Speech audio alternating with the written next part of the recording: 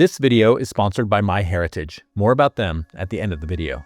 Venomous snakes kill nearly 100,000 people a year, which is weird because we have a pretty effective treatment for venomous snake bites. It's actually been around for more than 100 years. So why are so many people still dying? Hi, I'm David, and this is Minute Earth. You probably know this treatment as antivenom or antivenin. Doctors inject proteins, specifically antibodies, into the victim, which neutralize the snake's venom. It's basically a retroactive vaccination, and when given in time, it can almost always save the victim's life. But there's a problem with antivenom. A few problems, actually. The first is actually making the stuff. Scientists haven't yet been able to produce snake venom antibodies in a lab. So instead, they rely on the immune systems of real live creatures to do it for them. First, they find and milk a venomous snake. Then they inject that venom into an animal, preferably something big like a horse. But because they don't want to kill the horse, they dose it with the venom little by little and wait for it to naturally produce antibodies. Finally, after collecting some of the horse's blood and spinning it out, voila, antivenom. You can check out this video to see the whole process in action. But the point is that making even a single vial of antivenom is a really slow, expensive process. And snakebite victims often need several vials in order to recover. Then there's the problem that different snakes have different venom.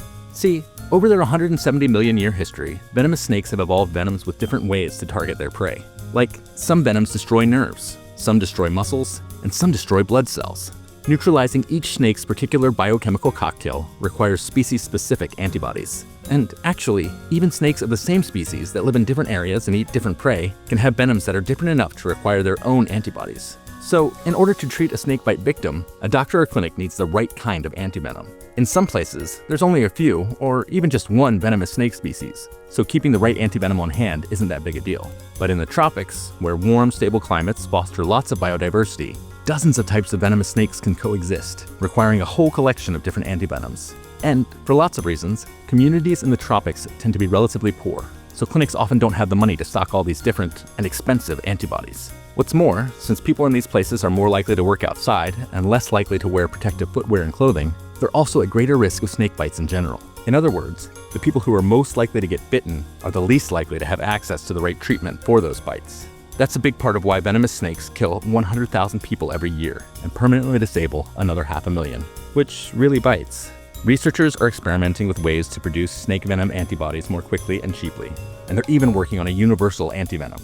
But for now, decreasing the death toll of venomous snakes is going to require us to collectively agree that people shouldn't have to risk death just because they were born in a place with more snakes and less money. And if we can do that, snakebite deaths could become a thing of the past. Or should we say, history.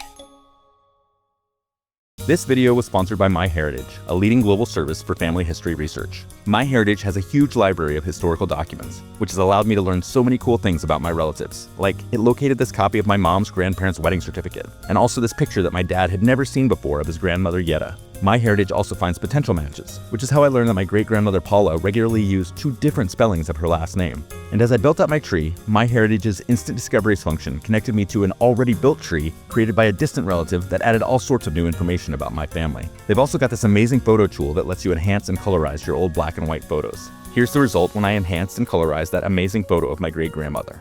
Sign up for a 14-day free trial and enjoy all of the amazing features that MyHeritage has to offer. Just scan the QR code here or click the link in the description to get started. Thanks, MyHeritage.